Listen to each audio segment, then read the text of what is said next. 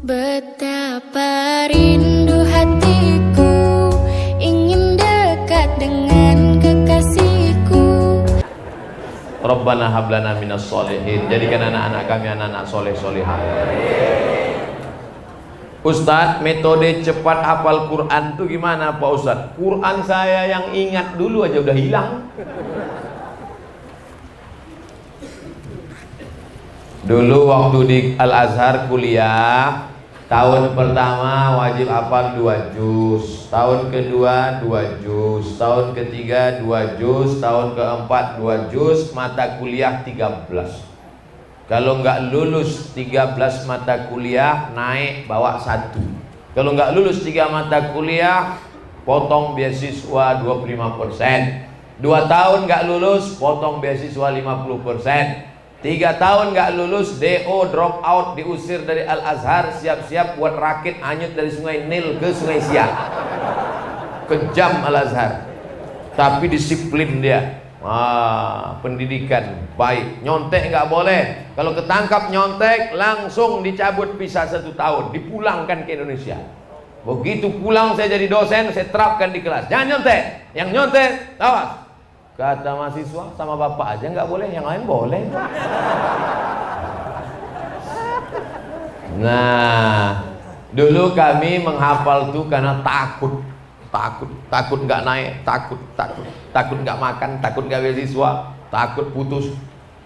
Sebelum sholat subuh hafal 1 halaman. Sebelum sholat subuh, karena waktu itu kepala masih kosong, memori masih kuat. Sebelum sholat subuh hafal 1 halaman. Nanti diulang pada saat sholat qabliyah. Qabliyah zuhur, sholat zuhur, ba'diyah zuhur, qabliyah asar, qabliyah maghrib, ba'diyah maghrib, qabliyah isya, ba'diyah isya. Diulang dalam sholat. Setelah itu didengarkan ke teman. Hafal sebelum subuh, diulang-ulang dalam sholat, didengarkan ke teman, namanya tasmih. Bro, coba dengarkan bacaan saya. Yang keempat, ditulis di kertas. Karena sekali menulis di kertas sama dengan mengulang 10 kali. Karena nulis itu pelan. Itu yang kami pakai dulu. Apakah seorang ibu single mom? Ternyata di desa Semulijaya, ibu itu sendiri disebut single mom. Apakah peran seorang single mom untuk menggantikan, memberikan peran seorang ayah kepada putranya Pak Ustadz? Iso apa ora iso? Bisa nggak seorang ibu menggantikan peran seorang ayah? Bisa kan ya? Langsung mereka jawab. Nabi Isa ada nggak ayahnya? Apakah Nabi Isa lalu kemudian nakal dan ketika ditangkap oleh polisi, kenapa kau nakal? Kurang kasih sayang. Nabi Ismail alaihissalam diantarkan Nabi Ibrahim ke kota Makkah al-Mukarramah. Setelah itu Ibrahim pulang ke Palestina. Artinya apa? Perempuan bisa membesarkan anaknya tanpa suami, tapi suami tak bisa membesarkan anaknya tanpa istri. Mana yang lebih hebat, laki-laki apa perempuan? Tengok, ngaku mereka. Tes, habis baterai. Artinya peran ini masing-masing mesti ada, tapi peran anak yang paling lama adalah dengan ibu. Karena dalam perut 9 bulan 10 hari perut siapa? Perut ibu. Yang menyusukan 2 tahun siapa? Ibu. Yang mengeluarkan meregang nyawa sampai dijahit siapa? Ibu.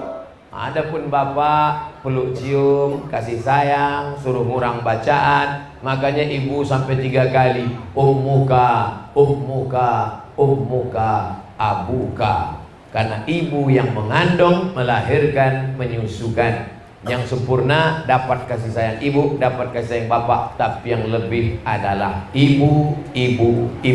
Ini semua yang hebat-hebat ini, Bapak Bupati, Wakil Bupati, Bapak Sekda, alim ulama, semua laki-laki yang hebat ini keluar dari rahim ibu. Betul?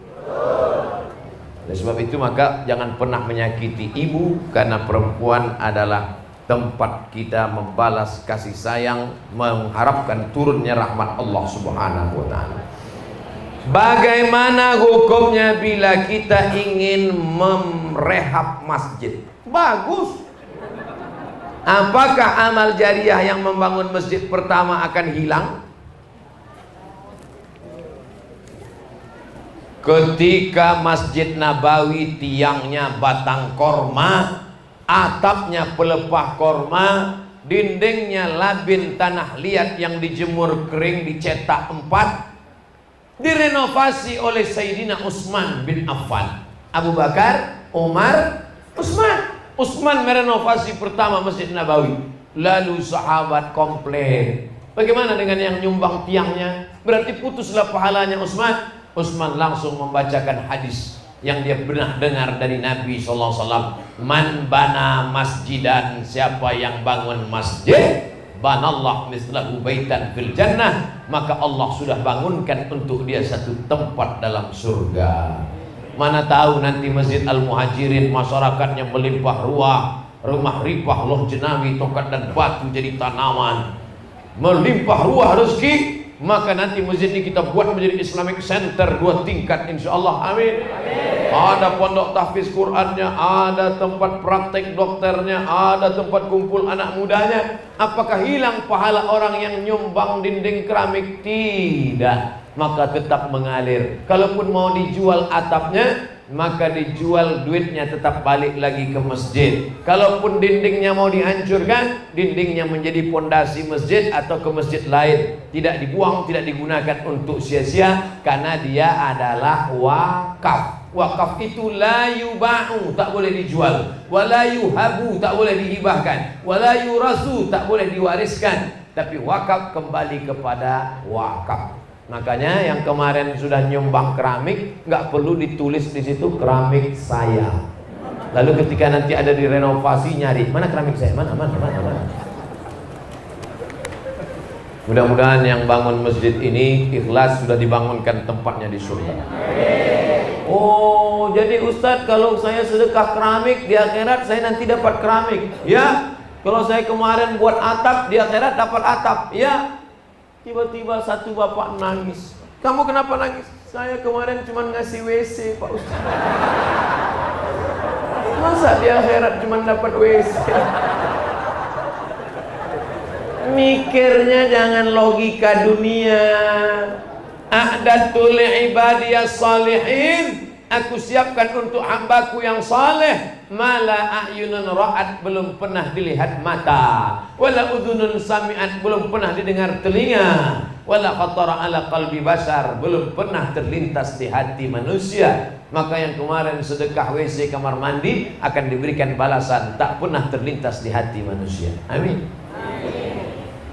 Saya seorang difabel, mohon maaf, kurang salah satu kesempurnaan anggota tubuh fisik. Saudara-saudara kita yang dilebihkan Allah yang lain, tapi dikurangkan Allah yang lain. Saya sholat dalam keadaan duduk atau berdiri. Pas duduk antara 2 sujud, dada saya tidak menghadap kiblat. Bagaimana Ustadz? Soalnya ada orang mengatakan sholat saya tidak diterima karena tidak sempurna. Yang wajib sempurna itu bagi orang yang sempurna. Yang tak sempurna gimana dia mau sempurna? La yukallifullahu nafsan illa wus'aha. Gak bisa sholat berdiri duduk, tapi duduknya bukan dari awal. Di awal tetap berdiri, bawa kursi, di awal tetap berdiri. Ghairil maghdubi alaihim waladdallin. Amin. Bismillahirrahmanirrahim. Qul huwallahu ahad, Allahus samad, lam yalid wa lam yulad wa lam yakul lahu kufuwan ahad. Ruku'. Allahu akbar. Sami Allahu liman hamidah. Apa sujudnya baru duduk. Bukan dari awal duduk.